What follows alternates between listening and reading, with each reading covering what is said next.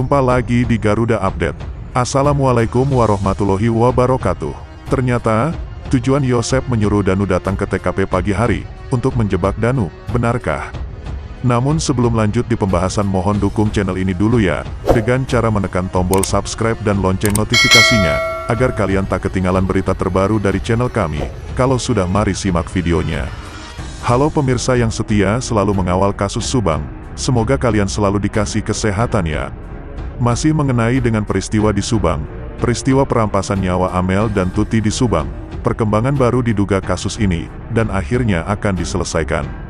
Fakta mengejutkan datang dari peristiwa di Subang ini, yang telah meminta korban jiwa ibu dan anak di Subang, Tuti dan Amel yang diduga terjadi pada tengah malam di tanggal 17 Agustus tahun 2021 yang lalu. Hingga saat ini peristiwa di Subang ini tak kunjung menemukan titik terangnya, mengenai siapa yang menjadi pelaku utama dari peristiwa di Subang ini.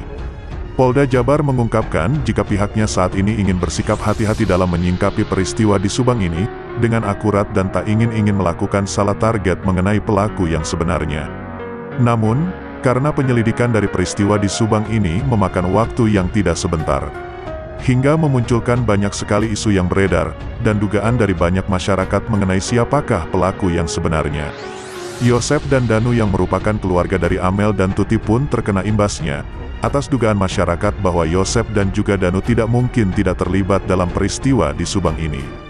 Hasil penyelidikan yang polisi ungkapkan kepada masyarakat, dari olah TKP juga saksi yang ada di peristiwa di Subang ini, yang mengarahkan masyarakat berspekulasi bahwa para pelaku peristiwa di Subang ini mengarah pada Yosep dan Danu. Dikutip desjabar.com dalam video yang diunggah oleh kanal YouTube Anjas di Thailand, update terbaru kasus Subang, antara Danu dan Yosep, pada tanggal 13 April tahun 2022. Dalam video tersebut, Anjas menjelaskan, bahwa adanya pernyataan dari para saksi yang mengungkapkan adanya persekongkolan antara saksi Yosep dan Danu tepat sehari setelah peristiwa di Subang ini terjadi. Seorang saksi bernama Ibu Lilis membeberkan jika Pak Yosep menyuruh Danu untuk mendatangi TKP pada pagi hari di tanggal 18 Agustus tahun 2021 sebelum pihak polisi tiba. Kan hari Rabu kan pembunuhannya itu, waktu itu kan Danu itu ditelepon sama Yosep buat datang ke tempat TKP sama Yosep esoknya, ungkap saksi yang bernama Ibu Lilis. Oke, jadi Yosep menelpon Danu di hari pembunuhan Amel dan Tuti, untuk datang ke TKP di esok harinya. Kurang lebih seperti itu menurut pernyataan saksi Ibu Lilis ini, ungkap Anjas. Jika memang benar, bahwa Yosep yang menelepon Danu untuk datang ke olah TKP, sebelum pihak polisi tiba, apa sebenarnya yang dilakukan oleh saksi Danu ini? Apakah hanya sekedar datang saja ataukah ada kegiatan lain yang tidak diungkapkan kepada publik selama ini? Namun, Yosep dengan segera memberikan sanggahan terkait dengan pernyataan saksi yang menyebutkan, jika dirinya menelpon Danu. Tidak sama sekali, bohong. Itu dia berbuat bohong, sangat bohong besar itu, dusta, ujar Yosep. Baik pernyataan dari saksi dan juga Yosep, keduanya sama-sama menegaskan masing-masing argumen dan terlihat yakin atas ucapan yang mereka katakan saat itu. Saksi dengan tegasnya mengatakan, bahwa saksi Yosep menelpon Danu untuk datang ke TKP esok harinya. Dan Yosep juga tak kalah tegasnya untuk mengungkapkan jika pernyataan dari saksi itu adalah dusta. Namun, Anjas punya argumen lain, bahwa ia mengatakan jika saksi ini hanya mendengar hal tersebut dari orang lain bahwa Yosep menelepon Danu untuk datang ke TKP sebelum polisi tiba.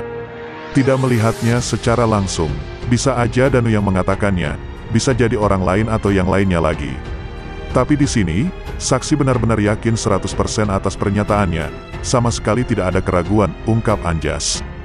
Jadi masih adanya kemungkinan-kemungkinan yang bisa saja menjadi petunjuk dalam mengungkapkan siapa pelaku yang sebenarnya atas peristiwa di Subang tersebut. Jika memang pernyataan para saksi ini benar atau sesuai dengan fakta yang ada, bukan hanya sekedar salah, maka pihak polisi harusnya sudah bisa mengungkapkan yang sebenarnya atas isu ini. Karena, pihak polisi sudah menyimpan barang bukti untuk menetapkan tersangka. Dari barang bukti tersebut bisa dilihat secara pasti, apakah memang benarnya jika ada riwayat telepon Yosep dan Danu pada saat kejadian atau tidak.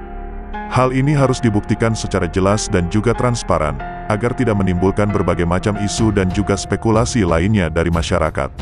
Bagaimana menurut kalian? Sekian dan terima kasih. Wassalamualaikum warahmatullahi wabarakatuh.